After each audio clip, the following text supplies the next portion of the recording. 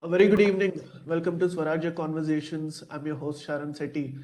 Today I'm privileged to be joined by Jay Shah, who's the president of the overseas chapter of the BJP in Australia, and Sarah Gates, an Australian scholar and an academic who I've had the pleasure of interacting before, and she has a special interest towards India and Sanatana Dharma, and it's absolutely refreshing to see such sane, rational voices emerge from outside of Bharat as well. Sarah, Jai, thank you so much. Namaste, and I hope the both of you are very well. Yeah. First of all, there has been systematic attacks against people who stand up to bullies and to people who actually say that there has been a very bloody chapter in India's history that was a direct consequence of a certain event that happened several centuries ago. And I think most of our viewers have gone through several episodes in the last 1 week itself, where it's not just individuals like Tejasvi Surya, but several other individuals have been targeted as a result of orchestrated attacks by several vested interests. Uh, but let me begin by asking you, Mr. Shah, where did this all begin? First of all, this was supposed to be some sort of a no noise visit by the Honorable MP. When did this entire controversy start about? Yeah. Thank you. Thank you for asking that question. Look, he came here on the invitation of Australia India Youth Dialogue. He's one of the delegates of Australia India Youth Dialogue. Now, what it is, it brings youth leaders from both India and Australia together for an exchange of views on diverse topics and at times the complex ones. So it has 2 years batches, and the current batch, Honorable MP, of course, being the youth icon of India, he was one of the leading delegates of AIYD. Now, uh, I think one or more talks on the AIYD dialogue, or series of that talks, has already happened in India. There was no controversy then, all going well, right? Then this time it was supposed to happen in Sydney and Melbourne. And when he was about to come to Australia, for somehow when it was posted on social media, then the opposite side, or the those who didn't want to come, started first, expressing their disinterest or opposition on social media, and then they started a petition or to revoke his visa, addressing the Australian government. So that's where all these controversies started. And I read an article which was published by National Herald, the that has a very rich and historical legacy of being the unparalleled legacy newspaper that represents unbiased journalism. And it basically said that the event organizers had called off the event because of the controversy that happened. But I've read reports from your side which say that is not true. But what is the truth? Because it's not just limited to National Herald. I've seen multiple news reports which are basically picking the news from National Herald and then furthering it. Yes. So look, before coming to that, I'll say that when a petition was started by the opposing forces, we came to know much later because it was in their own echo chambers. We also started a counter petition welcoming, Honorable MP, because the diaspora was enthusiastically looking to welcome him and talk to him, listen from him. We've been listening him on social media, and we're really impressed. And Australia having a very high number of youth population in the diaspora, they were very excited, right? So that was one part of it, and it got a lot of support. Even on the social media page of Australia India Youth Dialogue, if you go, the most engaging and the popular post that they posted is about Tejasvi Surya ji being there with like hundreds of comments. Others have only received 5 10. So that is the level of interest for Tejasvi ji, right? Now, there was a 4 days packed Australia India Youth Dialogue. Tejasvi ji was present there from day one, from moment one, from start till the end. Nothing was cancelled there. Apart from that, he had many other engagements as well, because he likes to engage with people. He likes to know things. He likes to know what students are doing, what the diaspora is doing. So from my understanding, he already had one engagement at University of NSW, and doing a research tour and talking to students. And then there was a big diaspora event that we had arranged.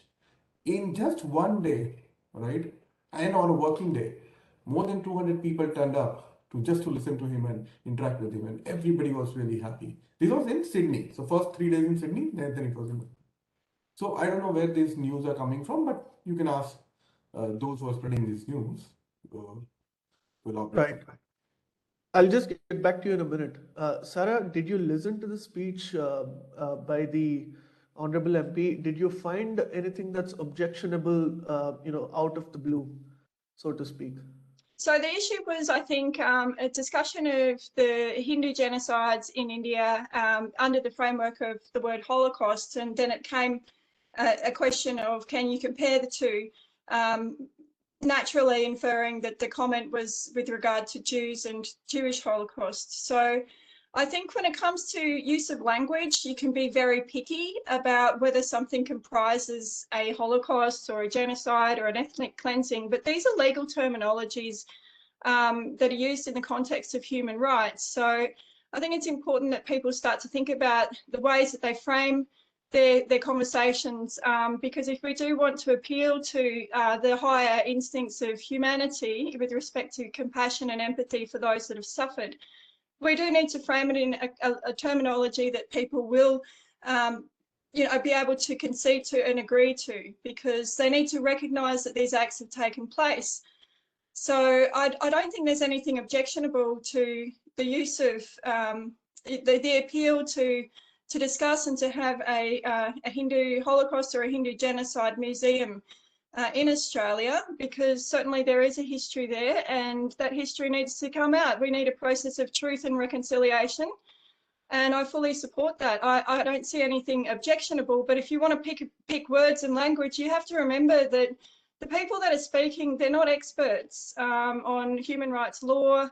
They're not experts. They're expressing a message, and if you listen to the deeper message that they're trying to convey, and show a little, just give them a little generosity of interpretation, because English isn't the first language of many people from India, and also they're not trained to discuss human rights issues, but they are concerned about their history, and I think they do have a right to speak about that. So it certainly isn't a case where Absolutely. people who identify with the perpetrator class should be raising There are two offence. problems that I found with this particular issue and how it was interpreted by certain people who are protesting against Tejasvi Surya. One is that not just are you denying a certain agency for an entire community which has been through, genocidal events in the past, but there is a new pandemic in town and it's called offensivitis because you're taking offense on behalf of somebody. And I was speaking to a lot of Israeli speakers, over the last few weeks, and they were asking me in private conversations and in public why India and Hindus are not acknowledging what they faced over the last few centuries. And when I told them, can this be actually compared to the Holocaust? They said, if it actually scales up to that level, why not? It has to be. When Israelis, outside of India are acknowledging the extent to which India had actually suffered, why are we Indians in denial, Sarah? Well, I don't think that Indians are in denial. I think that there's a certain sector that benefit from the denial of the history that's written by the invaders and the colonizers themselves. So I think that denies and scrubs their history. And I think any reference to scrubbing the full narrative of the colonial agenda of the British, actually it annihilates my own history. I want to know that history. I do have some British ancestry, and I disagree with that ancestry, the history of what my peoples have done. I disagree with the erasure of that, because there's something to be learnt. Humanity can learn from that, like the Germans learned from the experience that they had, and they set up Holocaust museums, they set up all kinds of educational infrastructure, and I don't think there's anything wrong with calling for that infrastructure, and it's for the benefit of humanity as a whole, because we can all learn from it. what not to do in the future. Does that answer the question? Is that? I think so, but we'll let our viewers actually decide that. Uh, Let me get back to Mr. Shah. Sir, first of all, even you've heard the entire speech. You know, is free speech actually exclusive to one particular community or a certain section is what a lot of people are asking, because I think that is being stifled if you look at Nupur Sharma's incident or Rashmi Samant in Oxford or with Vivek Agnihotri and what he's actually going through. Do you actually think there is a certain pattern to these orchestrated efforts to silence one particular community? And let me also ask you this, and I request you to be as unbiased as possible because you do represent the BJP in some certain capacity. Do you think this is a politically motivated, uh, targeted attack, or do you think this has to do more with a particular community and goes beyond those political binaries that we are discussing? It's a very complex question, and there's no simple answer to this. I'll try to answer with all honesty. See, it is funny and ironical that the flag bearers of freedom of speech who are blaming India, that India's democracy is going down, and this freedom index ranking is going down. India is all becoming authoritative, are the same ones who are going, shouting from the top of their voice to ban Tejasvi Surya ji from coming to Australia and leading this fight, leading this attack, from the front. And they are not even ashamed of their hypocrisy. Right? And I actually went through some of the things that are publicly available in terms of the tweets and the content that is put out. And I felt that is extremely disrespectful. And I think there is a certain way of addressing nuances and differences in politics as well. So, Yes. since you are the man on the ground who's actually witnessed a lot of these protests and the ongoing attempts to silence Tejasvi Surya and to actually revoke his visa, do give us an insider's perspective as to what has exactly transpired. Okay, so there are these extreme left-wing organizations, right? And in this case, their target is Tejasvi Surya ji. But if you look at the larger picture, they are the ones who have been attacking the VHP, the Hindu Council, the BJP or BJP for that matter. So and some of them are aligned, to other American organizations that are doing the same in that particular country. So in 2 years back, I'll tell you, when the COVID was going on, one of the member of parliament of an extreme left party, they used him, or not used is not the right word, but through him, they attacked VHP in parliament, saying VHP is a militant organization, it should be investigated. Now, VHP in Australia, physically in Sydney, is run by mostly women. And their only aim is to provide special religious Hindu education in schools. So there was an investigation done on VHP. Nothing came out of it. And then in the parliament, credit goes to the other parties. Labour, which is left, Liberal, which is center right, and One Nation, which is a far right party. They all combined and then passed a resolution against that MP to apologize to VHP and the Hindu community.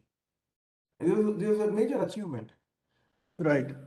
Right? It's very interesting, and I saw one of the tweets earlier tweeted out by Sarah. I think there is a very strong Sino-Wahhabi nexus here at play. Because Sarah, we were discussing the details about this one particular professor who's been building a network in Australia targeting Hindu communities, Yes. and this is perhaps the fourth time that we are having this conversation on different platforms. But you know where I'm getting at. And if you look at the patterns that are emerging within Australia, you can be clear that there are Islamists on one side and there are the Chinese agencies on one side working together. Or am I looking too deep into this, Sarah? I wouldn't be so bold as to allege any deeper issue on my part, because that's the role of the Australian Federal Police and the role of ASIO to be investigating. ASIO understand what's going on here as well as all of us do, because I'm pretty sure that every time I tag them, they must be getting annoyed with me tagging AFP and ASIO, because that's their job, it's not mine. What I'm concerned about is when people who have a position of power and authority in Australian society are repeating the talking points that we hear that are being made against persons of Hindu faith in particular, or persons who are perceived to be aligning with the Indian government, and persons who are accused of being a number of stereotypes which have led to killings, targeted killings in India. And I think it puts the whole community at risk when you use stereotypes. And I've said it from the get-go that you make these stereotypes and you cast a whole community or a group accordingly as terrorists or extremists, and that's hate speech and it leads to hate crimes. So I have a problem with double standards, and I don't have a problem with the Hindu community being placed under further surveillance if necessary, or being investigated if necessary, but I do have a problem with public statements that go against the investigations that have been conducted thus far, as pointed out by Jay Shah. There has been an investigation into the prime target of VHP, and they keep shifting the goalposts, and pretty much anybody who stands up in defence of Hindu human rights, which we have here, and asserts their human rights, or stands against anti-Hindu sentiment or vilification or discrimination, they've been targeted as a person who is essentially, as we said previously in other interviews, essentially oppressive by nature. And they only raise this concern due to that oppressiveness to whitewash and deflect from their own. It's just the most abhorrent, and you know, like I've said before, it's a genocidal ideology, because it gives no recourse to Hindus to discuss their experiences, and that's wrong. That just cannot be held up. If a courtroom was to hear these arguments, I'm sure they would be thrown out. And I think maybe it needs to come to that in Australia. There needs to be a test case. Absolutely. So Mr. Shah, I I've got think a problem with that. I can't make any aspersions as to who they're connected to, but we do see the same talking points coming from Islamists, Khalistanis, and communists. Right. So I'll leave that there. So in fact, yes, there was that particular incident a few months back where the Khalistani network was active as well in that one particular case, and I believe that particular youth has come back to India. You know, Mr. Shah, in the past, if I'm not mistaken, there have been organizations within Australia who have even welcomed the Taliban for a conversation, and this is a very horrible parallel that I'm drawing, but there have been certain representatives from India in the past that have come to Australia and may have delivered such addresses on different occasions. But why this particular exclusive treatment only to Mr. Surya? See, they have a vicious agenda against Hindus or anyone who wants to stand up for Hindu rights, right? And Tejasvi ji is very vocal, very articulate in expressing that, and they know he can convince, he can make an impact, he can convince people to understand our point of view. And that is why this entire ecosystem has banded together to silence his voice. But to the credit of diaspora and Australian authorities, they stood up for freedom of expression. And diaspora have supported them wholeheartedly and welcomed him, and given him a platform, given him love to, and listened to him and his views, and have been very impressed with that. And do you think this is a sign of improving India-Australia relations? And because we've had a rocky past, especially with the previous governments in place, but over the years, I think India and Australia have gotten together in terms of not just its business, trade partnerships, but also strategic partnerships with Quad and other, military arrangements coming into place. So which is why it is all the more suspicious that these protests actually come at a time when India and Australia are trying to build a much more healthier relationship. Don't you agree? Look, I'm not a geopolitical expert, but I do get what you're trying to say. We cannot deny the possibility of the intent to deter or hamper the Australia-India relations or put roadblocks to that. Definitely, there's a very high chances that could be happening. Right. And we'll actually end with closing remarks from both of you. Sarah, is there anything you would like to add before we close this session? I'd just like to appeal to common sense. Every country has freedom of speech, they have religious freedoms, they have certain parameters within which they can be conducted, and they have their own laws. You have different laws in India than what we do here in Australia. But by and large, in Australia, the rule of freedom of speech is that you are free to express certain ideas, even if they're offensive and even if they are contentious, even if they go against the received knowledge or the received wisdom. And that is actually encouraged in Australian universities.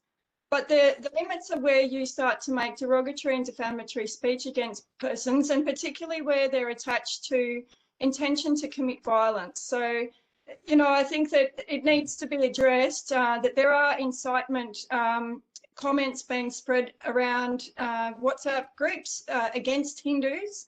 We've reported some of that to the authorities. We want it to stop. We want the double standards to stop. And we don't want to escalate, because if people keep calling us names and making associations that simply aren't there, they actually apply to the government as well, because if the people of Australia can't associate with anybody from the government of India, then really what they're saying is that all persons who associate with the government of India are associating with extremists or terrorists, which includes every member of the Australian government. So the Australian government really needs to realise that these smears that are being directed against Hindus actually capture them. So nobody will be allowed to conduct business with India on the terms that are being presented, which is absolutely absurd. And I think that's what they want, is to have India isolated from the rest of the global community. And unfortunately, what they don't realise is when that happens, if that did happen, 200 million Muslims, Dalits, dissenting voices, and all of these persons that they claim are being oppressed are actually going to be a lot worse off. So right now, you want your economy to grow so that your standard of living can grow, so that people are lifted out of poverty and they have basic amenities that everybody takes for granted in the first world, like toilets, running water, fresh food, clothing, education, health.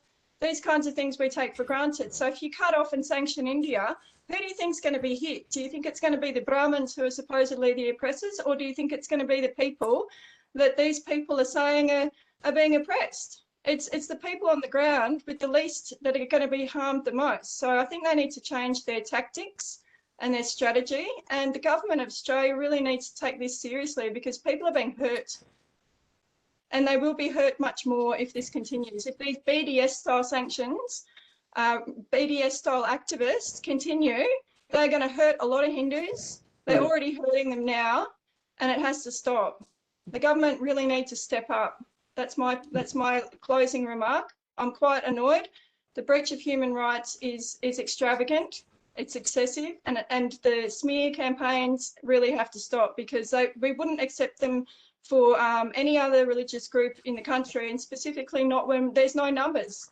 There's just nothing to back it up. If you look at the crime rates, violent crime rates, Hindus are, you know, where they're known, like in Canada, they're on the bottom. They commit the least amount of crimes by religion. So what are we working with here?